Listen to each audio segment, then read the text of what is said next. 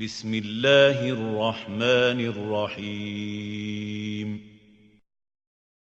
بسم الله الرحمن الرحيم الحمد لله رب العالمين والصلاة والسلام على أشرف الأنبياء والمرسلين وعلى آله وصحبه أجمعين أما بعد. Alhamdulillah, pada pagi ini kita masih bisa bertemu untuk melanjutkan kitab baru yang akan kita baca insyaallah sampai habis. Kitab Taisirul Alam Syarhu Umdatul Ahkam, yang aslinya Umdatul Ahkam, lalu disyarahkan dengan judul kitab Taisirul Alam Syarah Umdatul Ahkam oleh Syekh Abdullah bin Abdul Rahman Al-Bassam. Sebagaimana karakter syarahan ini yang kita sebutkan dalam mukadimah, pertama pensyarah menyebutkan hadis, lalu dijelaskan makna hadis secara kosakata, kemudian dijelaskan hadis secara makna global atau ijmal, lalu yang terakhir hukum-hukum yang dapat diambil dari hadis pembahasan. Jadi sangat sederhana dan umumnya hadis yang dibawakan tidak panjang-panjang, bisa kita hafal dalam sekali pertemuan. Kalaulah satu kali pertemuan, satu pekan itu kita bisa menghafal satu hadis, berarti setiap bulan 4 kali pertemuan kita bisa menghafal 4 hadis. Satu tahun 12 bulan, 12 kali 4, apa itu? 48 hadis. Tahun depan kita ujian 48 hadis. Al-hadis tsani, hadis kedua dari kitab ini. Kemarin pada pertemuan pertama disebutkan hadis tentang innamal a'malu binniyat. Yang kedua, an Abi Hurairah radhiyallahu anhu qala Rasulullah sallallahu alaihi wasallam. Jadi Abu Hurairahnya mungkin terlalu panjang untuk dihafal, cukup matan hadisnya saja. Apa hadisnya? La yaqbalullahu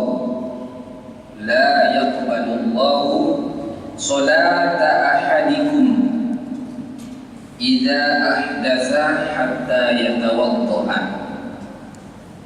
Sekali lagi hadisnya, la yaqbalullahu salata ahadikum idza ahdatsa hatta yatawaddaa. Tutup. Ada yang sudah hafal? La yaqbalullahu salata ahadikum idza ahdatsa hatta yatawaddaa. Artinya la, tidak. Yaqbalu, menerima Allahu, oleh Allah, salata, salat, ahadikum, seseorang di antara kalian, idza, apabila, ahdatsa, berhadas, hatta, sampai atau hingga, yatawaddaa, orang yang berhadas tersebut berwudu. Sekali lagi artinya, Allah tidak menerima solat seseorang di antara kalian apabila ia berhadas hingga ia berwudu. Dimulai dengan gharibul hadis, penjelasan kosakata yang terdapat dalam hadis ini. Karena pendek, maka kosakatanya hanya 2 disebutkan. Yang pertama, la yaqbalullahu, Allah tidak menerima. Hadis ini datang dalam bentuk sirah nafi, bentuk meniadakan. Ternyata wa huwa ablagu minan nahyi. Bentuk nafi dalam bahasa Arab ternyata lebih tinggi dibandingkan dengan bentuk nahi. Nahi itu larangan, sedangkan nafi meniadakan. Kalau menggunakan kalimat nafi, ternyata di samping meniadakan juga masuk di dalamnya larangan. Berbeda kalau kita menggunakan kalimat nahi, larangan saja, belum tentu di situ ada nafi. Tetapi begitu kita masukkan nafiyun, nafi, masuk di dalamnya nahi. Dan dalam bahasa Arab untuk pembatasan atau disebut dengan hasrun, pembatasan itu yang tertinggi kalimat jika ada dalam susunnya an-nafyu wal isbat. Makanya kalimat la ilaha illallah itu susunan kalimat yang terdiri daripada an-nafyu menafikan, al-isbat menetapkan. Ini yang paling tinggi. Sehingga ketika kita mengucapkan la ilaha menafikan seluruh bentuk sesembahan illallah kecuali hanya kepada Allah, menetapkan satu-satunya yang berhak disembah Allah. Ini dalam bahasa Arab ada wal hasr, bentuk pembatas yang paling tinggi. Ada juga innama, tapi masih kalah dengan an-nafyu wal isbat. Jika kita mengucapkan tadi la ilaha illallah, tidak ada yang berhak disembah kecuali Allah, keluar semua bentuk sembahan-sembahan yang batil. Berbeda kalau kita mengatakan Allah itu berhak disembah. Kalau kita katakan Allah itu berhak disembah, selain Allah pun masih ada peluang untuk berhak disembah. Sebagai contoh bahasa kita, di masjid ini ada si A, maka tidak tertutup kemungkinan selain A juga ada dalam masjid. Berbeda kalau kita menggunakan an-nafyu wal isbat, tidak ada yang di masjid kecuali si A. Ini sudah tutup, tidak ada lagi yang lain. Begitulah kita di saat menggunakan kalimat an-nafyu wal isbat, la ilaha illallah. Dan dia tidak boleh terputus. Makanya rukun syahadat tauhid itu dua, an-nafyu wal isbat, dan dia harus dua-dua. Tidak boleh setengah, la ilaha ini nafi saja, tidak ada yang berhak sembah. Ini bahaya, bisa jadi ateis. Atau satu saja, illallah, kecuali Allah. Apanya kecuali Allah? Ini kalau ada orang tersandung kakinya di jalan kena batu, dan juga sebagian orang illallah, sebenarnya terpotong itu. Kenapa? Ada apa illallah? Harus ada sebelumnya. Tidak boleh setengahnya, dua-dua harus sempurna. Dikir la ilaha illallah, tidak boleh illallah, illallah, illallah. Ini sempurna. La ilaha illallah. Dan kadang-kadang juga pengucapan illallah ada yang mengganjal, bukan illa tapi illallah. La ilaha illallah, harus illa artinya pengecualian. Kalau tahu apa artinya?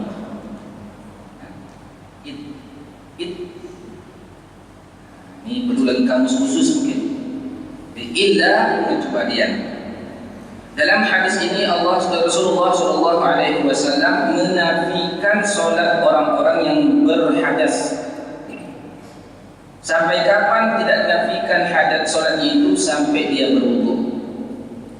Nah, taharah itu ada dua. Yang pertama at-taharah al-ma'nawiyah, taharah secara maknawi. Dia tidak dalam bentuk konkret, bukan lahiriah, abstrak. Taharah dalam bentuk abstrak inilah taharah dari dosa, taharah dosa kecil dan besar, taharah dari perbuatan bid'ah, taharah dari najis kesyirikan. Taharah dari dosa kecil dan besar, taharah dari bid'ah, taharah dari syirik. Makanya orang kafir, orang musyrik itu disebutkan najis. Innamal musyrikuna najisun. Sesungguhnya orang musyrik itu najis. Najis di sini najis secara maknawi, bukan secara konkret. Maka di saat kita bersentuhan kulit dengan orang kafir tidak perlu disama, karena yang najis di situ akidahnya, syiriknya. Ini taharah. Taharah dari secara maknawi. Kita berupaya sebelum masuk taharah secara secara konkret, secara hissi, terlebih dahulu ini kita utamakan. Allah Subhanahu wa taala perintahkan kepada Rasulullah sallallahu alaihi wasallam, "Wa thiyabaka fatahhir." Dan pakaianmu sucikanlah. Termasuk makna sucikan pakaian di situ, makna secara maknawi, bersihkan keyakinan-keyakinan daripada keyakinan yang menyimpang. Kalau sudah selesai tahar maknawi ini, dan inilah yang menjadi fokus dakwah Nabi kita sallallahu alaihi wasallam di Mekah selama 13 tahun. Masih banyak nanti tahar secara konkret yang belum dilakukan, belum diharuskan selama di Mekah, tetapi tahar maknawi inilah yang difokus 13 tahun. Dan tidak ada nilai nanti taharah yang kita lakukan secara hissi konkret tadi kalau taharah maknawi ini tidak beres. Sedangkan yang kedua, at-taharatu al-hissiyah, taharah secara konkret, secara lahir, dan inilah pembahasan dalam fikih. Apa artinya taharah secara konkret ini? Raf'ul hadathi wa izalatun najis, mengangkat hadas dan menghilangkan najis. Ini pembahasan yang dalam kita bahas fikih. Raf'ul hadathi wa izalatun najis, mengangkat hadas, menghilangkan najis. Hadas terbagi dua, al-hadasul asghar wal hadasul akbar. Hadas kecil dan hadas besar. Hadas kecil, cara menghilangkannya, mengangkatnya dengan berwudu. Sedangkan hadas besar, cara mengangkatnya dengan mandi. Wudu dan mandi menggunakan air. Kalau wudu tidak dapat dengan air, atau mandi tidak dapat dengan air, baik karena tidak adanya air atau ada air namun tidak dapat digunakan, maka barulah beranjak dari air menuju kepada tanah untuk tujuan mengangkat hadas tadi yang disebut dengan at-tayammum. Kita ulang. Taharah hissiyah artinya mengangkat hadas, menghilangkan najis. Hadas terbagi dua, hadas kecil dan hadas besar. Hadas kecil cara mengangkatnya dengan berwudu, dan hadas besar cara mengangkatnya dengan mandi. Contoh hadas besar, junub, haid, nifas. Cara mengangkatnya mandi. Wudu dan mandi menggunakan air. Jika tidak ada air, barulah beranjak kepada tanah yang disebut dengan at-tayammum. Ini hadas. Sedangkan menghilangkan najis terbagi tiga. Najis ringan, najis sedang, najis berat. Mukhaffafah, mutawassithah, mughalladzah. Najis ringan ini hanya satu contohnya. Baulus sabiyil ladzi lam ya'kul ta'am. Kencing anak bayi laki-laki yang belum memakan apapun selain ASI. Kenapa dikatakan najisnya ringan? Karena cara membersihkannya ringan, cukup dipercikan rasul, dipercikan di mana bekas-bekas najis kencing bayi laki-laki ini cukup dipercikan. Keringannya. Ada pertanyaan lagi, kenapa dibedakan antara kencing bayi laki-laki dengan kencing bayi perempuan? Bukankah ini lagi emansipasi? Kenapa dibedakan? Pertama, alasannya karena begitu hadisnya. Sudah selesai, sebenarnya bagi kita orang Islam sudah selesai. Karena begitu hadisnya. Ketika Rasulullah SAW memerintahkan untuk menyucikan kotoran kencing bayi laki-laki yang belum makan apapun selain ASI, beliau perintahkan hanya sulma, dipercikan air. Kemudian juga setelah sebahagian ulama fikih mencari apa hikmahnya, dan hikmah ini tentu berbeda-beda orang yang menilainya. Ternyata di antara hikmah yang disebutkan dalam kecintaan orang tua, khususnya bapak-bapak, bayi laki-laki lebih dibandingkan dengan bayi perempuan. Dan kebanggaan seorang bapak ketika membawa anak bayi laki-laki itu lebih bangga dibandingkan bayi perempuan. Ini secara umum, adapun pribadi dan tiap person itu beda-beda. Umumnya orang lebih senang bawa anaknya kemana-mana yang laki-laki. Karena begitulah sehingga diberikan kemudahan untuk menyucikan pakaian orang tua tersebut ketika terkena najis. Karena kebanyakan bayi laki-laki lebih disenangi. Kalau bayi perempuan kadang risih bawahnya. Ini secara umum. Apalagi di masanya orang Arab dulu, itu memang kelahiran anak perempuan pun menjadi beban bagi mereka. Wa idza busyira ahaduhum bil unsa dhalla wajhuhu muswaddan. Apabila dikabarkan kepada mereka bayi perempuan, wajah mereka merah padam, marah. Hanya dua pilihannya. Apa itu pilihannya? Menahan rasa malu, yatawara minal qaum, menahan rasa malu dari kaumnya karena kelahiran anak perempuan. Yadusru fit turab, atau mereka kubur hidup-hidup anak itu, ditekan, yadusru, diinjak ke dalam tanah. Dua saja. Kalau ada bapak yang kelahiran anak perempuan, siap-siap menahan cemoohan kaumnya. Siapa anak kamu? Lahirnya laki perempuan? Perempuan. Udah ngomong orang dicemooh. Ada orang tua yang nggak siap, nggak sabar dengan ujian itu. Akhirnya dia dusru fit turab, dia benamkan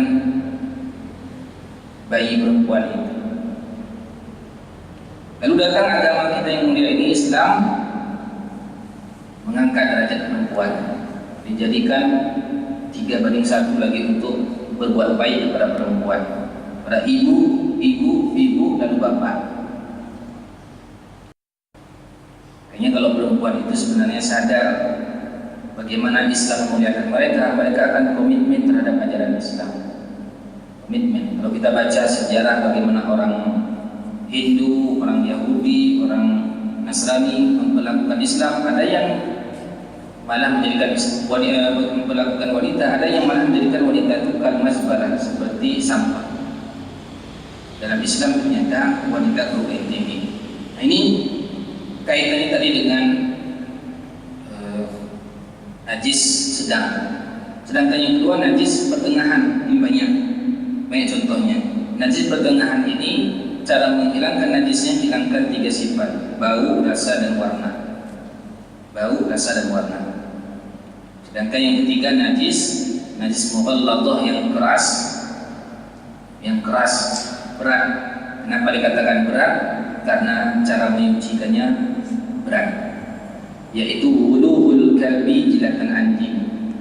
Cara mensucikannya, cucikan 7 kali. Satu di antara cucian itu air bercampur dengan tanah. Boleh air bercampur dengan tanah itu di awalnya, di tengahnya, atau di akhir. Karena nas hadisnya ada 3 versi. Walaupun secara sehat kita pikirannya, maksudnya secara pikiran normal itu di tengah-tengah atau lebih awal lebih cocok dibandingkan di akhir. Kalau di akhir nanti lebih kotor lagi. Tapi cara menyucikannya, salah satu di antara cucian tersebut yang 7 itu air campur dengan tanah yang suci. Misalkan ini bejana jidat anjing, kita cuci dengan tanah, kita air cuci. Salah satu di antara 7 cucian itu air campur dengan tanah. Boleh tadi yang pertama dia di pertengahan atau di bagian akhir. Nah, ini raf'ul hadas wa izalatun najas, mengangkat hadas dan menghilangkan najis. Itulah makna taharah secara hissi. Allah Subhanahu wa taala tidak menerima salat seseorang di antara kalian idza ahdatsa hatta yatawaddaa, apabila dia berhadas. Ini masuk kategori hadas.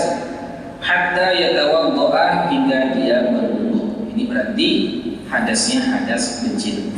Kalau hadasnya besar tidak cukup dengan wudu, harus dengan mandi.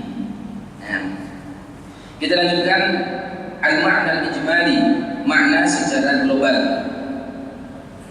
Pensyarah ini menyebutkan asyadi'ul hakimu arsyada man arada as-salata an la yadkhula fiha illa ala halin hasanatin wa hay'atin jamilatin.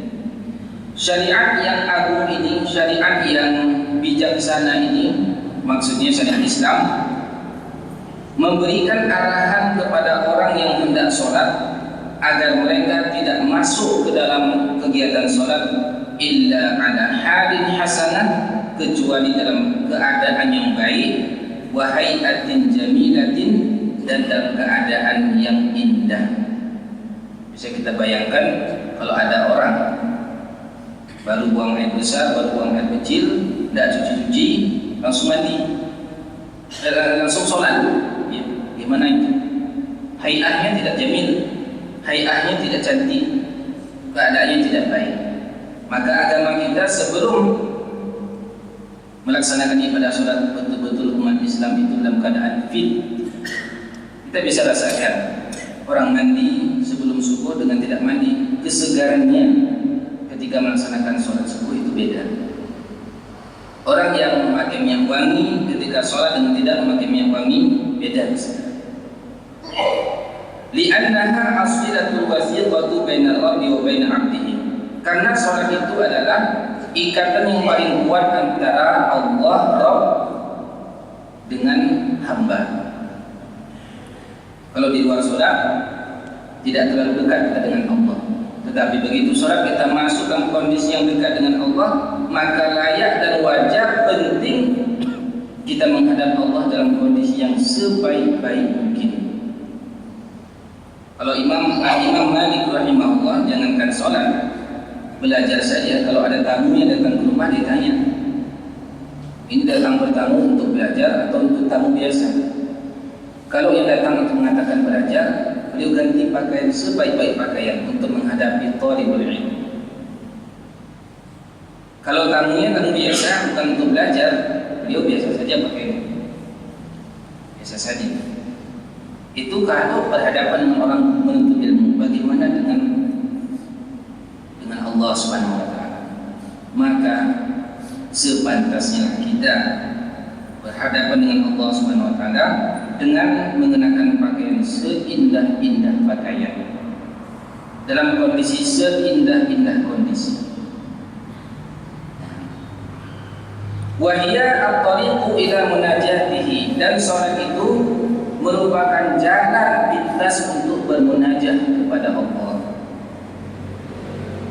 Dengan manusia saja kita malu di pakaian yang tidak layak.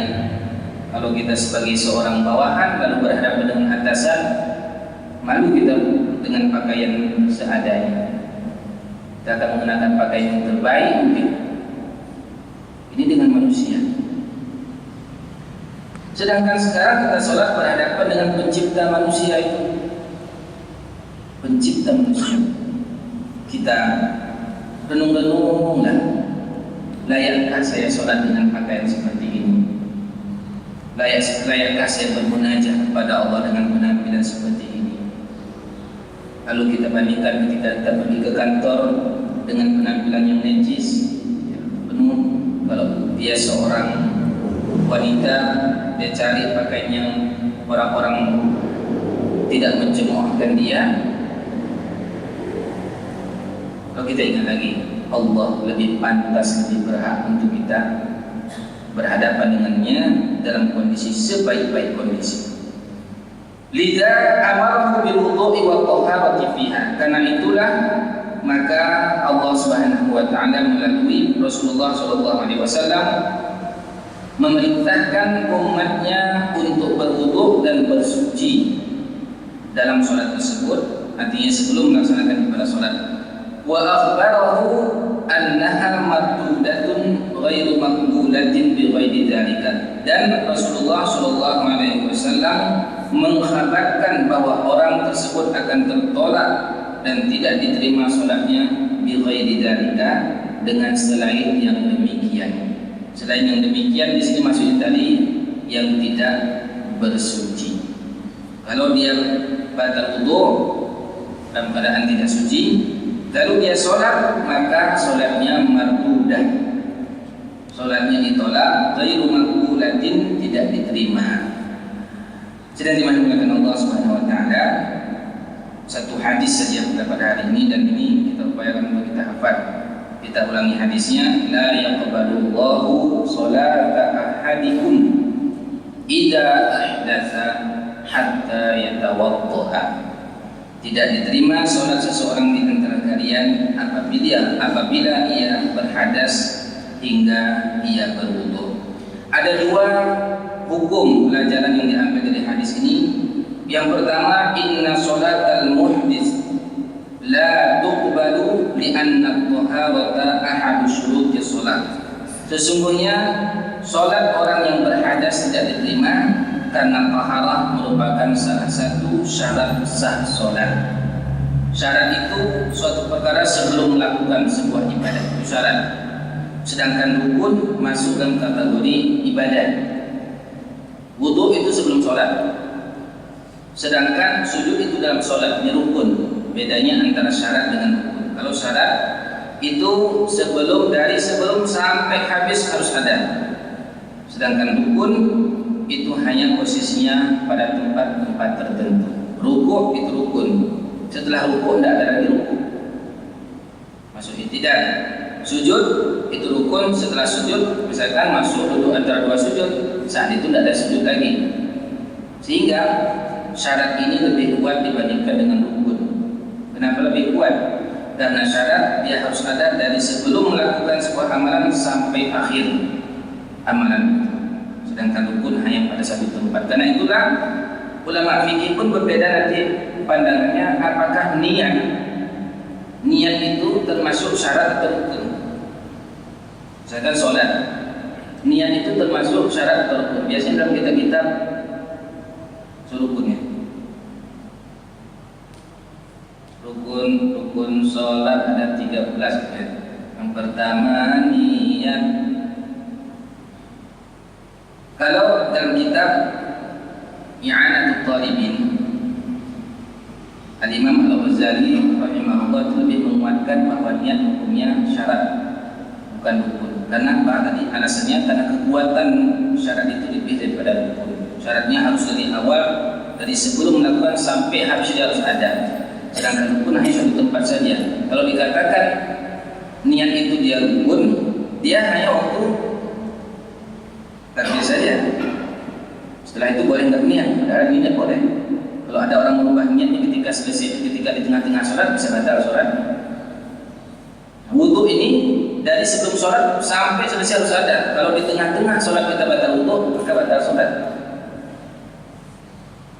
Ini perbedaan pendapat ulama fikih tentang niat itu masuk syarat atau rukun. Kalau Al-Ghazali rahimahullah itu lebih menguatkan dia syarat. Dari awal, dari sebelum kita masuk harus sudah ada. Sampai kapan? Sampai assalamualaikum warahmatullahi wabarakatuh. Assalamualaikum warahmatullahi wabarakatuh. Tidak boleh dia tertinggal.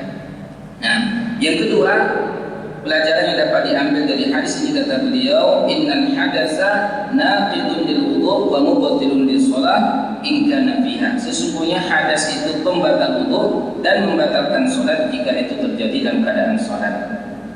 Hadas, misalkan buang angin, batal wudu, buang angin ketika salat. Dan ini juga harus kita yakin, tidak boleh kita la yansarifu hatta yasma'a sautan aw yajida rihan. Begitu kita sedang salat Allahu Akbar, ada bunyi buduk lampu, jangan dulu batalkan salat. Ada dua keharusan untuk kita lakukan, untuk kita ketahui baru boleh batalkan salat. Pertama, yasma'a sautan, kita benar-benar dengar ada suara keluar dari ahadus sabilain, salah satu dua bank yang belakang, harus kita dengar suara. Yang kedua, yajidarihan, ada bau yang tercium. Dan itu pun harus benar-benar kita yakini dari diri kita, jangan orang lain nanti yang melakukan kita pula batal sholat. Betul-betul harus dari kita. Kalau hanya masih duduk, tidak usah tinggalkan sholat, jangan batalkan. Itu tidak membatalkan sholat. Kadang merasa sakit perut, duduk, ada yang bunyi-bunyi lagi. Itu nggak membatalkan sholat, yang membatalkan dari bawah di lubang itu. Dan benar-benar kita yakini bahwa keluarnya milik kita, bukan milik orang lain. Ini dua hukum yang disebutkan oleh pensyarah kitab. InsyaAllah kita akan lanjutkan pada pertemuan berikutnya, hadis yang ketiga nantinya. Sebelum kita tutup, barangkali ada yang ingin kita sempurnakan, ada yang ingin kita diskusikan kepada para jemaah, kita persilakan.